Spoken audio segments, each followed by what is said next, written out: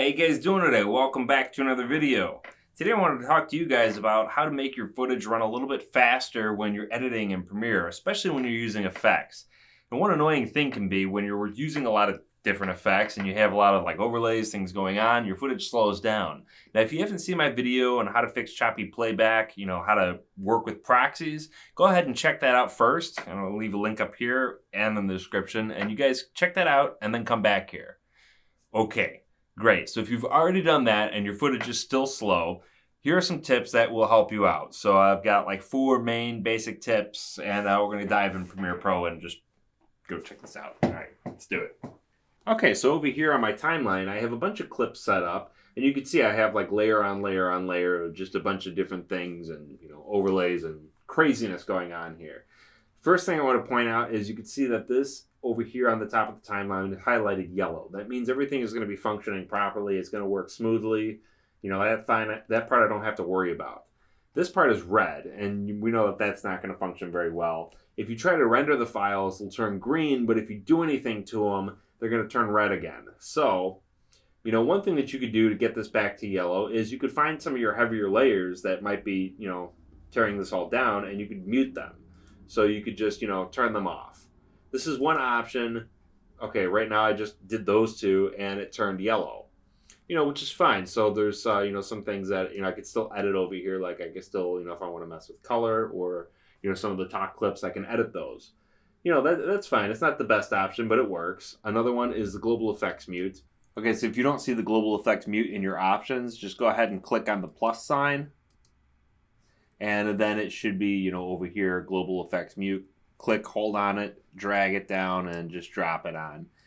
And then, hit OK, and then this should show up for you. You can hit that, but if you're working with, a lot of effects where you need to see the animation in the time that you're using it, this is not really an ideal option for this. So, actually, you know what? I did this, and then I took this one step further, and I went a little overboard. So I'm just going to show the overboard version, because hey, I don't know how to simplify things.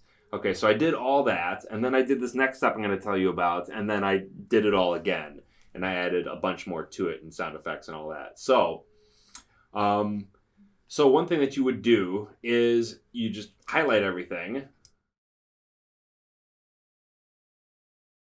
and then go ahead and make a nest for it. So I'm going to right-click on that, click on nest, and, we're just going to name this. We're going to call this nest for the birds. Okay. I guess I could have called it bird's nest just as easily, but there it is over there. And okay, so now what I'm going to do after that is I'm going to go to File, Export, Media, and then I'm going to keep all my settings the same. They don't really need to change for this, but I am going to uncheck Export Audio. So we don't need the audio for this. I just want the footage here. And then you want to click on Import into Project.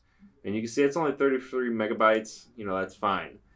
One thing you might notice too is that an export, especially for a smaller clip that you have a bunch of effects on, is about the same time and sometimes even faster than rendering it. So you might as well do it this way, and then you don't have to worry about adding more edits on top of it. So this is an option for you. Okay, so as soon as that's finished, you can take that and you can drag it over to your timeline. Great, now we can just go ahead and delete this nest. Now the reason that we had the nest is so we can go back and make changes as needed. And we can mark that in the timeline, wherever that is. And, just redo that part or the whole thing if we want to. But see, the thing about the nest and the awesome thing about a nest is that it creates its own sequence. So we don't need it on the timeline at all. I'm going to go ahead and remove that. Just double click on it. And, boom, you can go back and edit all your stuff in there. So, there it is. Okay, I got one last quick little tip for you guys. I'm sure most of you already know this, but it might be a nice reminder. Is just another tool in your arsenal is, okay, I've got my proxies enabled already here, but you can go back and click on the wrench icon, and then where it says high quality playback, you can uncheck that, and then just reduce the playback resolution, and you can go ahead and everything should play back just fine, if you can deal with doing in a low quality resolution. So, hopefully all these tips together will help you guys be able to have solutions that we can work with more detailed and advanced edits. Here's that clip that I was working on my timeline. It was just for the purpose of this video, but yeah, check it out. In the real world, some people debate its possibility, but I say that magic is a lot closer to reality than one might suspect. Magic? I'll show you magic.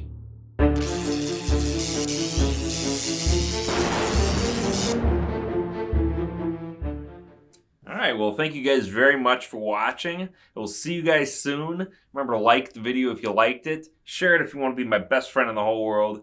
Comment if you have something nice to say. Subscribe too if you haven't done that already. And I will see you guys soon. Take care.